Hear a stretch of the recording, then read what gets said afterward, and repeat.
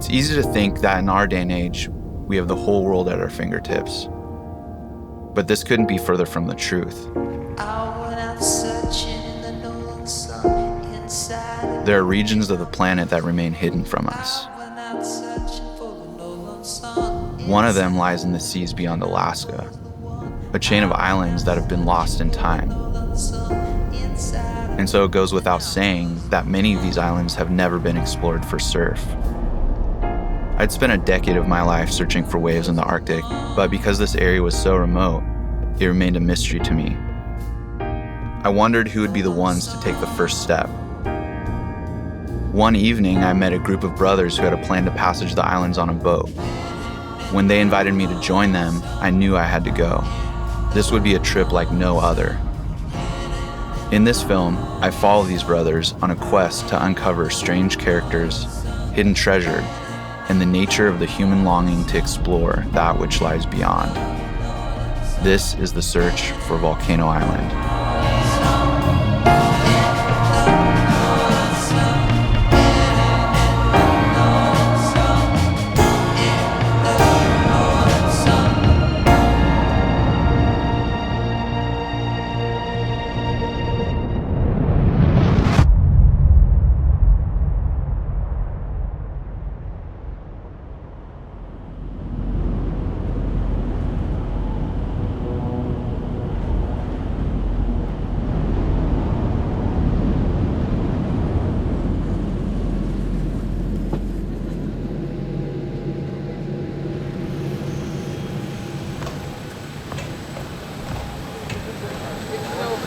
Like a small wave there already. I was tripping.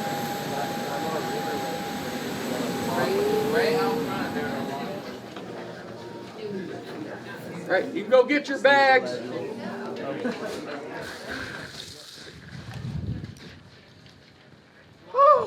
What'd you see out the window? Perfect waves. This is Ricky.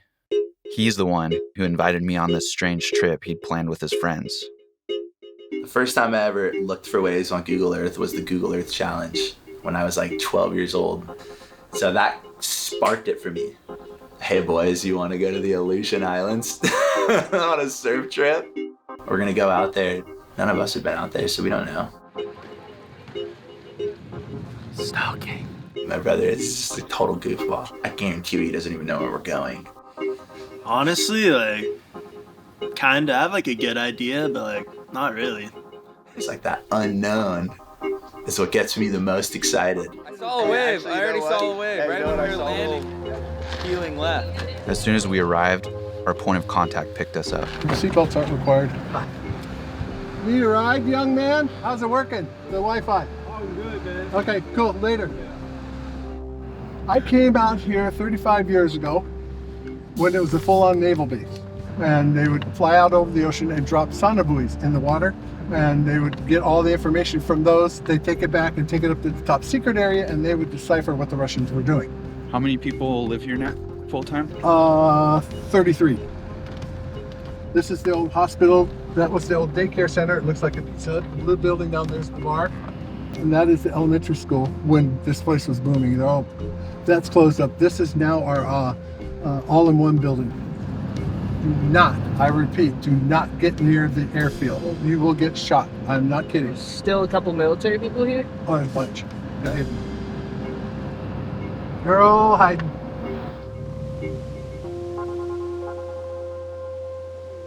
Loaded down. We're good to go. Thank you. So awesome. Okay, you're breaking up. Steve Carroll moved here decades ago with a top secret clearance. This and then like this, and now it's like this. It's getting ready to blow. Without him, we wouldn't have known the precautions of exploring the island. It's very strategic, this island. And when the Cold War started, we had 4 nuclear missiles on this island. They were on jets that could deploy in 30 seconds. And what about the spit? Oh, over by Shagak Bay, that area over there. Exactly. Yeah. Can you get out there? No, it's just unexploded ordnance out there in the red zone. So you just don't go out in the red zone. Look at how far you can get. You can just hike. You can't access any of this by car. oh my God, this place is so insane. Felt its energy. That feeling was crazy, stepping on the island, being like, wow, we're here. We actually like can go and see these waves in person and see what potential this place has. And it's crazy to think that it's in the United States. Ricky had never been to Alaska, much less the Aleutian Islands, and he had never attempted a mission of this scope. He was a sheet metal worker from Pacifica, California, but the rugged coast around his home has a way of creating surfers of a special breed. The crew is made up of his closest friends, his brother Sean, brothers Caden and Brogy Panacea, and their childhood friend Nick Foster. What is a couple of kids from the Bay Area doing in the Aleutian Islands? Like, Pacifica, like, breeds this mentality. The friends grew up together in a town just a few miles south of San Francisco. These kids they're badasses, man. This is a tight group, super good people, good humans, community leaders as far as I'm concerned. The next generation of community leaders, you know? We love Eddie. Soul grind coffee. Yeah, bro.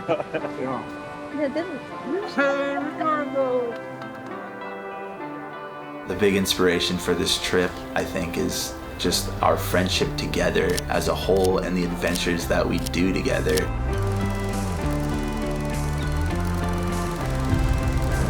We love the struggle, I would say. Exactly. We're so into backpacking and just like getting your ass kicked. We've got a lot of differences.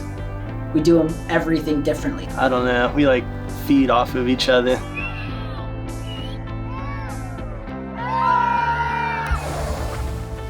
What's your role on this trip? What's my role? I take pictures of you guys. That's the whole thing, is I don't think twice not to trust these guys. So I just go with the flow. As for me, What are you looking at, man? I couldn't believe I'd finally made it out here. I was excited to lay eyes on these islands and capture whatever happened along the way. A dream came to Ricky when he was a kid. It began when he saw a film about a group of surfers who journeyed to a perfect wave, breaking beneath an Aleutian volcano. It was like nothing he'd ever seen. The seed had been planted. Finding that wave became Ricky's singular goal. But after doing some research, he found out that the volcano was just one among over 80 that make up the Aleutian Islands. It was a needle in a haystack. Then one day, he heard about a boat that was on an expedition through the entire island chain. Catching a ride on the boat was an indirect way to get to the wave, but it was his best bet. Like 10 years down the road, I finally pinpointed those waves, and when I finally found it, now what? And I was like, well, why don't I try and see what it's about? Like, why don't I try to get out there? We're currently waiting for a boat called the Milo to come pick us up. They are on a massive expedition. They're the real heroes. The boat was on a voyage that started in Homer, Alaska, and went to the end of the chain, which is roughly the distance from Los Angeles to New York City. The first ever surf research project, exploring the entire region. We were out here to jump on board for the middle section. The boat would pick us up and head into 3 distinct island groups, some of the most mysterious and undocumented parts of the Aleutians, and finally drop us at a fishing port in the eastern part of the chain. I'd say it was a mix between an obsession and a dream. I think what was driving Ricky was the idea of getting farther and farther out there. And you want to get to where people haven't been and see things that everyone can't see. He just went down rabbit holes of researching and came across the Milo boat.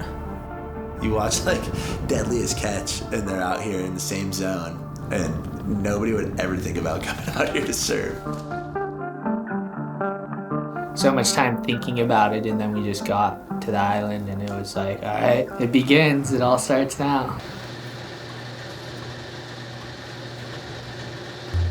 Clearly, we landed in a military base. And If you just got dropped off of it, you'd be like, holy hell.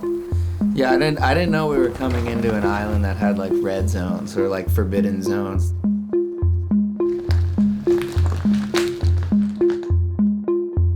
Crazy to think that this place was booming with thousands of people. I try to like imagine what it was like back then when the military was here. During World War II, the United States built a classified military stronghold deep within the Aleutian Islands as a defense against Japanese invasion. It was a crazy engineering project that was designed to withstand the most savage winds on Earth. When the Cold War began, the base became home to nuclear weapons. And running in the shadows of this facility was a top-secret spy program that tracked Soviet submarines. But when the Cold War ended, it was abandoned, leaving behind a vast complex of unguarded buildings and tunnels. Yeah, the town just feels like they just left it. Everything's still here. Everyone just walked out their door and flew off the island. Looks like the military thought they'd be here forever with the way that they built all this infrastructure.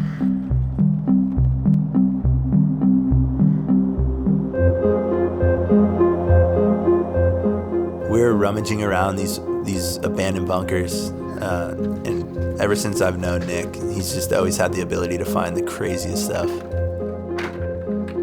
Nick is like a curious person, I guess, when it comes to treasure hunting and all that stuff. Yeah, that's how he got the name, Sticky Fingies. While we were out there, he had actually found something really crazy. Then there's like writing on the back. There's like this kind of lettering around the sides. I don't know, it looks almost Greek to me.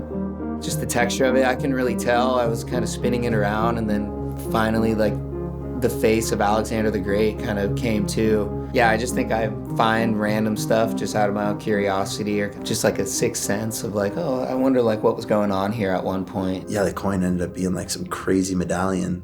Of course, none of us were looking for anything. Like, we were just like there to look for waves. I'm down to go look, explore some more. There's some crazy hot springs out here I was reading up on. You quickly realize that the coastlines of these islands are so rugged out here. Many of them are nearly impossible to access. We're getting a taste of just how hard it is to explore these areas. A little bit of an exposed patch coming up. Oh! You good? The last one's definitely the gnarliest.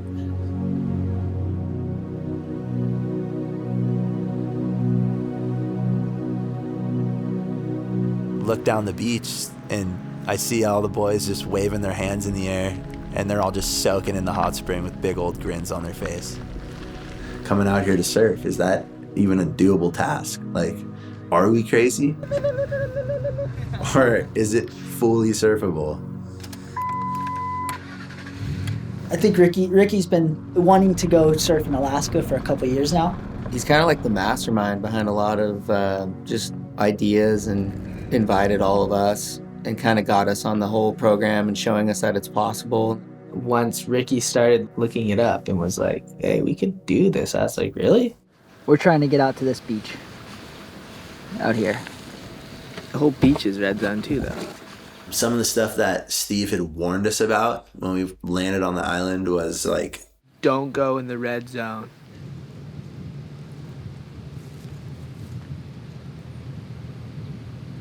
Stay on the trail. And we were all kind of like paranoid in a way, like, is it safe? All right, we'll just hug this part of the trail and kind of follow the water line. So yeah, we followed the trail for a bit, and it eventually dead-ended, and we were pretty unclear on where to go. We like lost the trail, and we're like, fuck, now we just gotta go through blind. And it just took us through the worst part where we were going like dead center of the like do not enter zone. And The whole time we're just thinking we're gonna blow up, and watch your step, watch your step. We followed this trail all the way out, and then we got to like this huge bluff. we got up to the sand dune, which was really steep and covered in grass, and then there was just perfect waves behind it.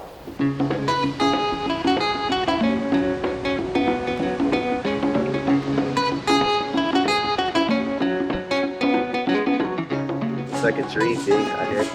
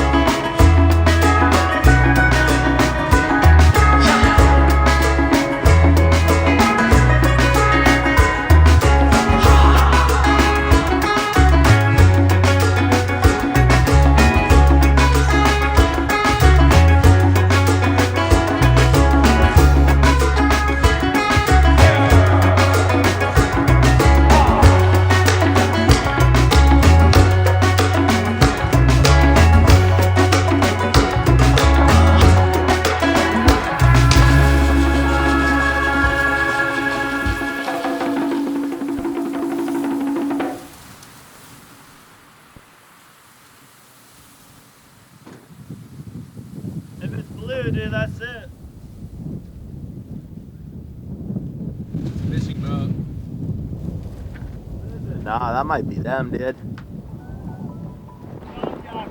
It's too far for me to see or tell. We can kind of see it's a blue boat with binoculars. So. I was finding out that these guys had more than enough to cut it out here. But we were about to step off into a whole other level.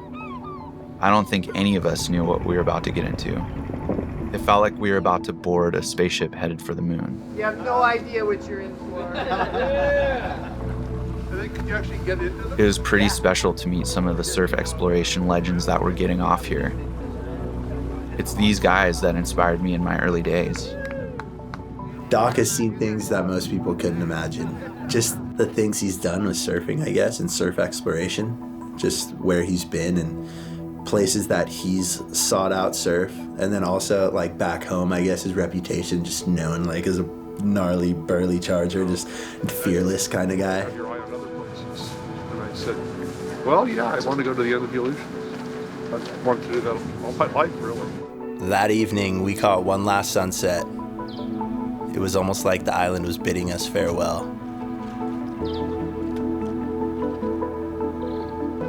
The only thing left to do was to pull sleeping arrangements for the boat. What are we starting with? Middle left. right. Bottom What? Bottom right. Bottom bunk? Bottom right. Yeah. The two. Alright. Bottom right. Alright. Bye, Mom. I love you. Tell everyone I love them. Okay, bye.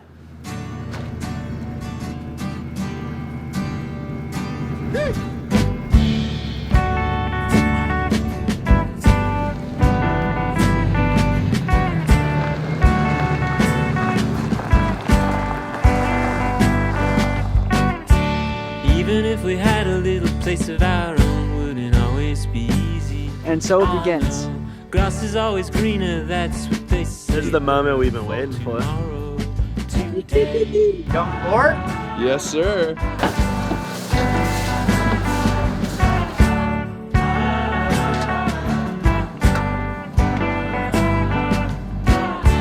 Waking up early, sleeping in late. Today's Thursday.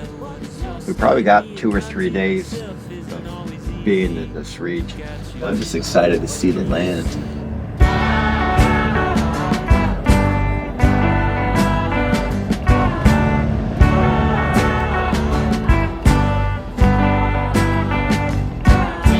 Look at the faces, stare at the sun. Have a little faith and try having fun. Today is a new day, who cares what they say? Who cares if it sounds a little cliche?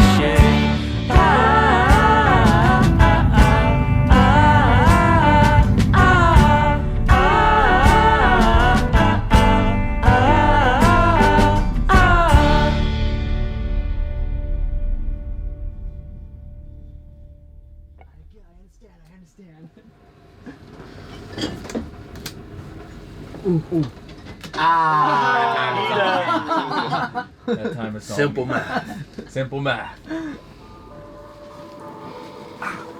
Yeah, going on this Milo trip was a super roundabout way because we were nowhere near the island when we started. We were 400 something miles away. Yeah, it was not a direct shot. There was a lot of anticipation. Ever since I started planning this, the main thing for me was to get to that spot on Volcano Island. But as it turns out, that was on the complete opposite side of the island chain, which is an extremely long distance to cover. Yeah, we didn't really have any margin for error on what spots to check and where we were going to be anchoring each night.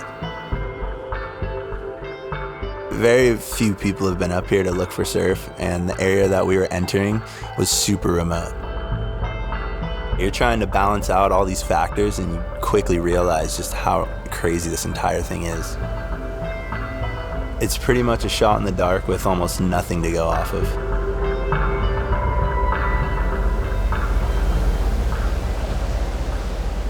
So what are the Aleutian Islands? Between Alaska and Russia, 2 tectonic plates converge. One subducts under the other, and the force creates a string of over 300 islands, dividing the Bering Sea from the North Pacific Ocean. In our times, it remains one of the most undocumented places on Earth. A vast region that holds the secrets of an ancient civilization and maybe has more undiscovered waves than anywhere else in the world. But there's a reason why they're so unexplored for surf. Most of the islands can't be landed on by plane, and boat access is challenging. You've got massive currents flowing between the islands that spawn whirlpools and standing waves. There's active volcanoes on the verge of erupting, and some of the waters are actually uncharted. But the biggest threat to our trip was what we chased and feared: the Aleutian storms.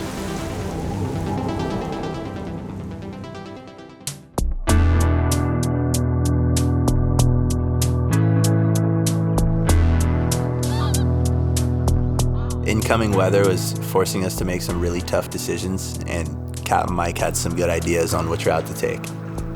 Time, speed, distance. It looks like if we took off now, we could make everything. Yeah. And post up. Totally. On that tip. Go look for waves. If we find some, we might be a little late. Yeah. In which case we'll have to probably not go the Pacific side of Attica. Yeah.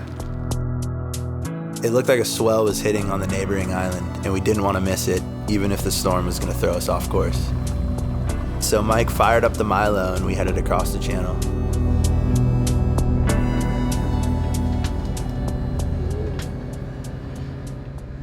What's the volcanic activity status? I believe I've heard that it's orange, which means it's in a state of unrest. It could blow any second, so keep the camera running. Mike, he's got this saying when he takes people out surfing, and it's to suit up and see.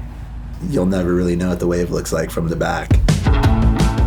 Yeah, look, it looks like there's a sick little left over there.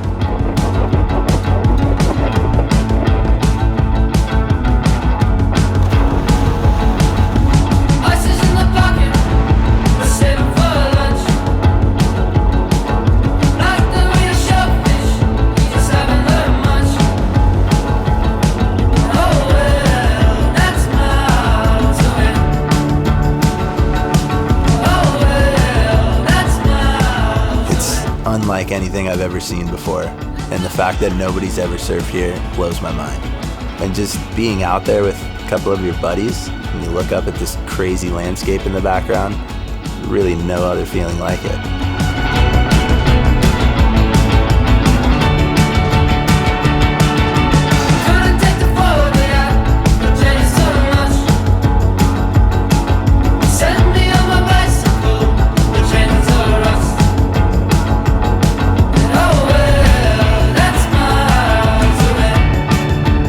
You have no idea what's around the next corner. The place it's like nothing I've ever seen before.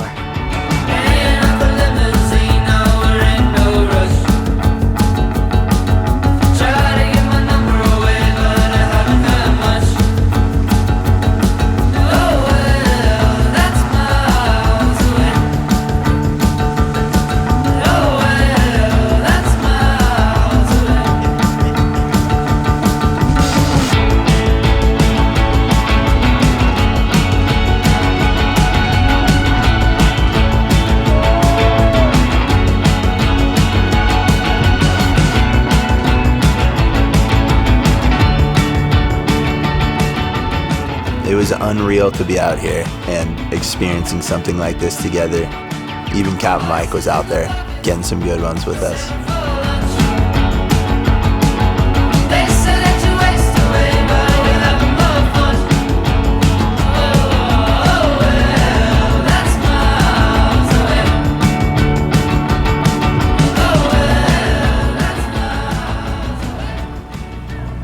Paddling out into a place that like you haven't surfed before, let alone anybody's ever surfed before, it feels like so foreign.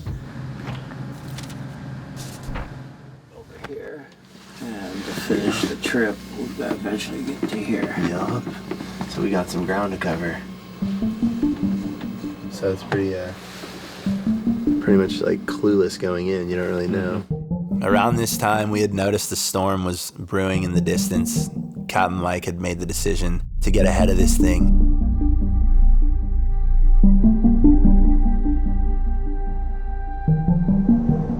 So we booked it across the channel, trying to outrun it. The storm was catching up to us, and the winds were starting to kick up.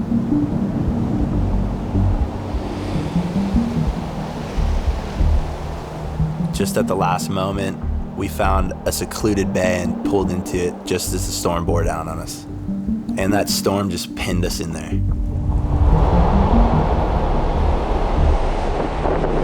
We were completely stuck.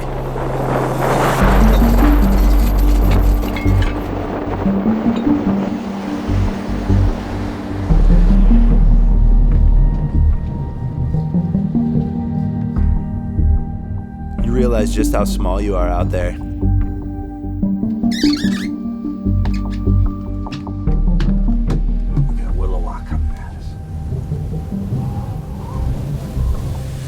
All I know is windy your ship.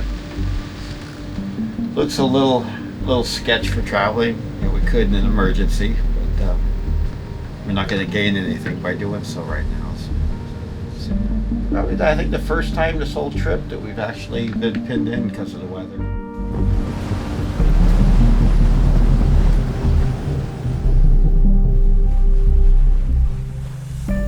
At the mercy of the ocean and the wind. The weather dictates what you do. The trickiness is making the right call. Once you're on one side of the island, you're locked in on that side of the island. There's no going back around because we are trying to get to a destination, so kind of just go with the punches that Mother Nature serves us up. The storm had forced us off course, so we decided to make a big push to the final group of islands. On the way, we'd pass through uncharted waters, the most remote, unexplored, and strange section of our route.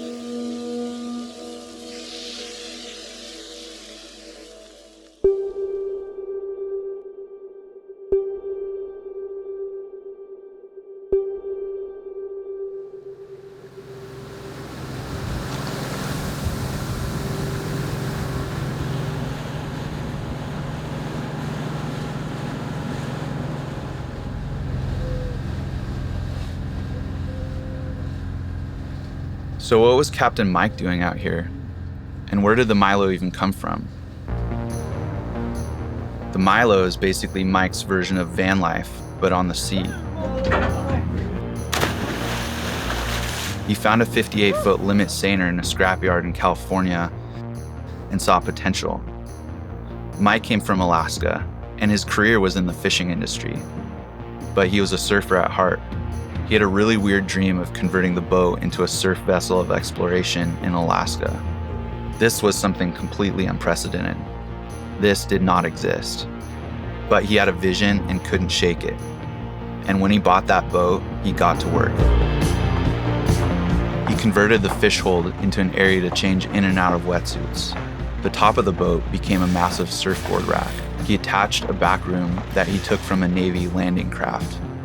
And he added a hydraulic crane to lower a skiff in the water to access tricky coastal areas. The setup had allowed him to explore the coast of central Alaska for decades. But the expedition he was on now was way beyond anything he'd done before. Mike is he's stoked on surf, he's a great surfer, but what drives him is exploration. His wife, Wendy, was a critical part of the journey as well. So at the beginning of this trip, I wasn't sure how I was going to organize the food. So I had a tub system that I developed. These tubs all have food in them, and they're all numbered. Probably 60 days worth of food, maybe a little bit more. To plan for 6 weeks at sea with no resupply and not knowing if I had the ability to resupply the boat, it just required me to have more of a plan than I've ever had to have. Also crewing was first mate Scott Rarson. He too was captivated by the mysteries of Alaska and had played an important role in planning the expedition. I mean, there's just thousands of miles of coastline to explore, and I hope to cover a lot of that in my lifetime. I don't know if I'll get to see all of it, but I'd sure like to try.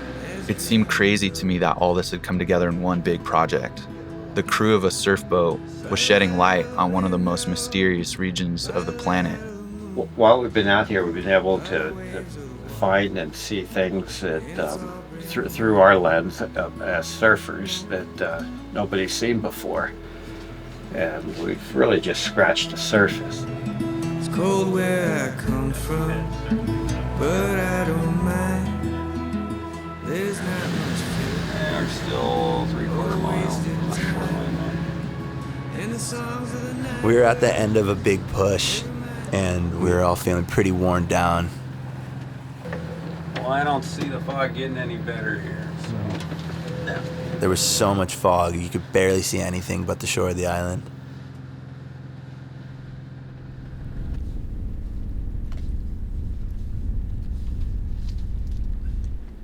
Winging it. Literally out in the middle of the ocean on just this volcanic chain of islands, longer than the Hawaiian chain. People go to Hawaii all the time, but nobody comes out here. It's pretty much untouched. We saw through the fog some offshore sprays, so we all followed Mike's rules, suit up and see. But as soon as we landed on the beach, we realized that the place that we stepped foot on was like probably one of the biggest catches in the world. And it's littered with beach treasures.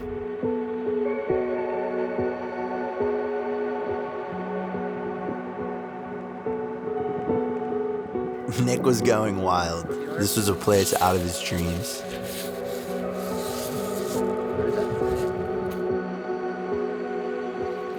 This place is insane.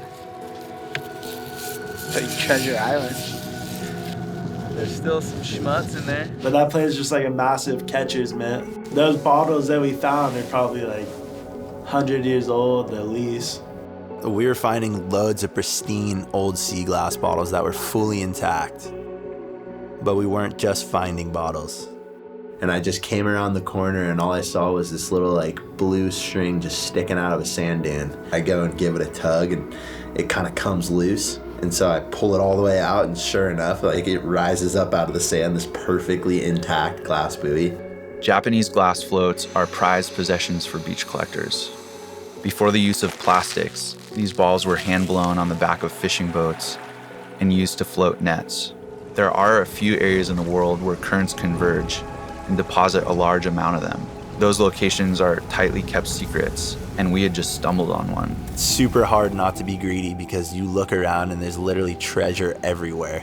Yeah, well, we left so much stuff on the beach because we were on our surfboards. We were like trying to figure out how to paddle it back out. Nick kind of just disappeared into the dunes until it was damn near time to paddle back.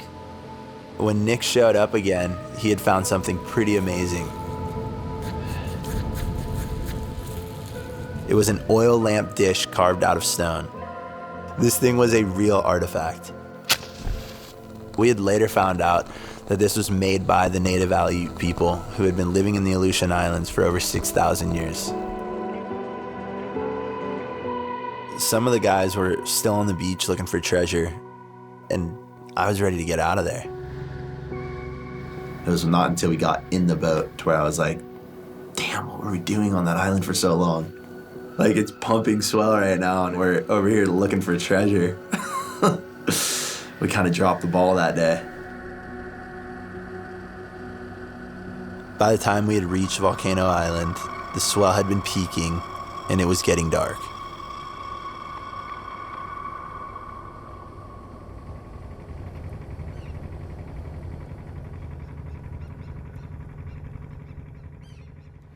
Yeah, you can just get that feeling when you come out here. This place just has like crazy, crazy mysteries to it. That morning, we woke up and I could tell the swell was dying. I could see the volcano that I'd been dreaming of, but we'd missed the swell. And that was a really tough pill to swallow because I had been dreaming about surfing that wave for a pretty good portion of my life. I still got faith. We're gonna try and duck and dodge with Mother Nature. Hopefully end up in the right spot. Do our best to put ourselves in a good position to get waves. And that's really all we can do. Tensions were a little high because we hadn't found waves for like 2 days in advance. We were just kind of like cooped up on the boat. You can only be as good as like that forecast in that second. For that day. Because everything changes so rapidly. You can't just chase the dragon all the time because it's like you could just be chasing that expectation forever. Chasing it I don't think there's anything wrong with chasing that dragon to the end of my life, because I probably will. I've been looking on these like maps for like years at these spots, and it's a huge like battle for me, because I was like, I've been like thinking about these waves for years. For me, I came out here to chase a dream. Yeah, I want to see you go. If that comes through, like the euphoria you get from surfing that wave and scoring like that is like lifetime. To see them in person finally and like check them off my list is huge for me. There was a lot of like tension there, kind of, because like to go find that world-class wave and you don't get it, then you're not surfing at all. And that was the big decision. Ricky's my boy. I'm with him every step of the way. We're chasing the dragon. Get your suits on. Whoa, there's almost. And it's hard to tell from the boat. We couldn't see anything, so it looked like it was small. Oh. This swell getting in there. Look at the cyclone now. Breaking way outside. Look at that. Oh, yep, there it is. Totally, I think that wave's got potential right there. Probably worth a look. At least worth the paddle.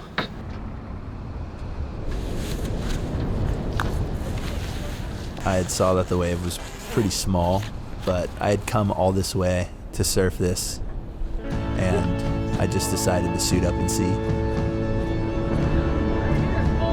Oh, it just spit! And I remember I just see Ricky drop in and then pop out of the back of the wave. He was like just screaming.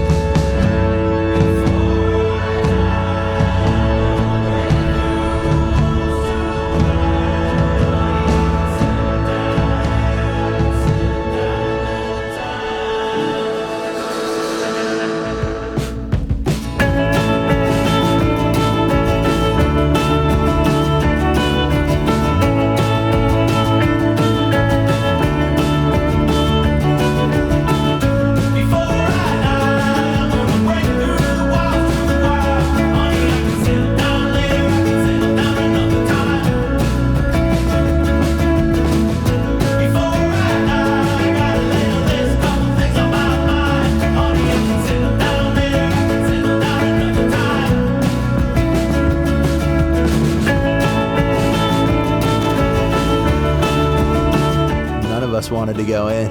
The wave was literally just perfect from start to finish.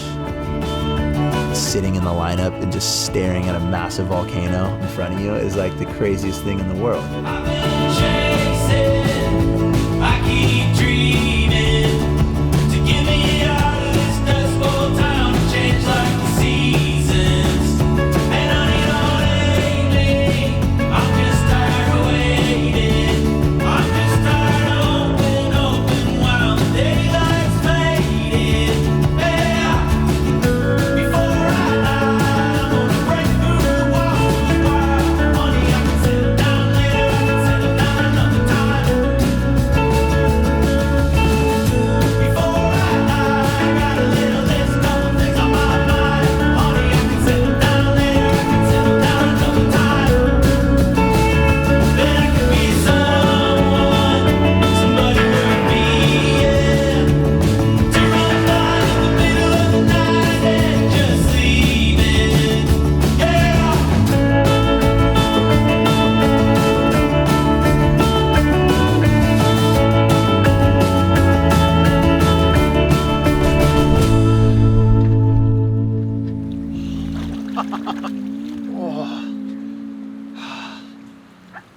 That was crazy.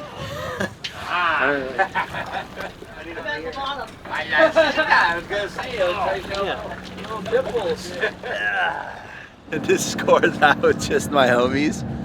So good. Like the wave goes and it doesn't change form all the way through. Like it's just like so square from takeoff all the way to finish. That was really a special experience that I'll never forget.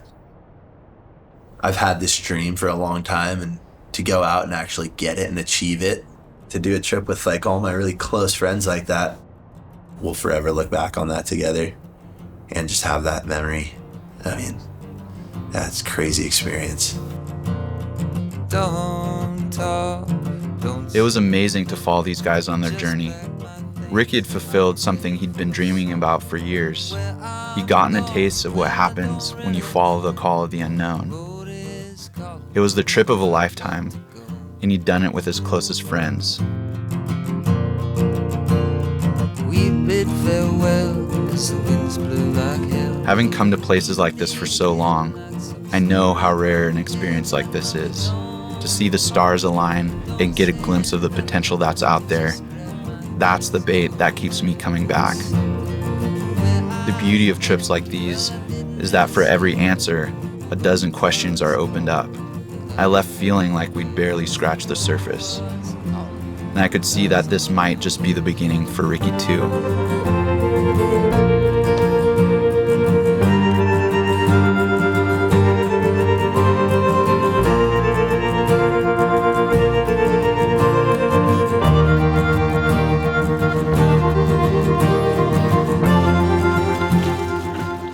Memories of a lifetime. It's gonna be hard to go back to normal life, for sure. Can't expect really like you don't know what to expect, you know? I think that's like the sole reason people go and look for waves like that. Doc, you guys. I mean, I think that we all have the same thing in common. I think every idea after this might be a little crazier. Do you think you'll be back? Absolutely. I'll absolutely be back. I couldn't get past some of the incredible things I'd witnessed. As a poet once said, the world offers itself to your imagination. The age-old stories about venturing into the unknown can change you forever.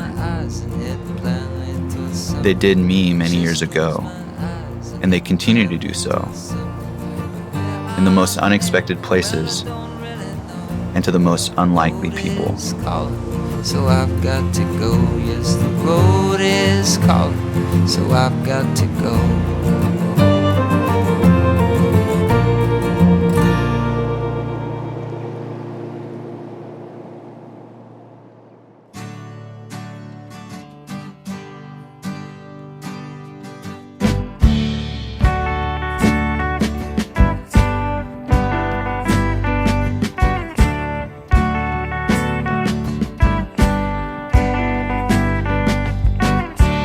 Even if we had a little place of our own, wouldn't always be easy.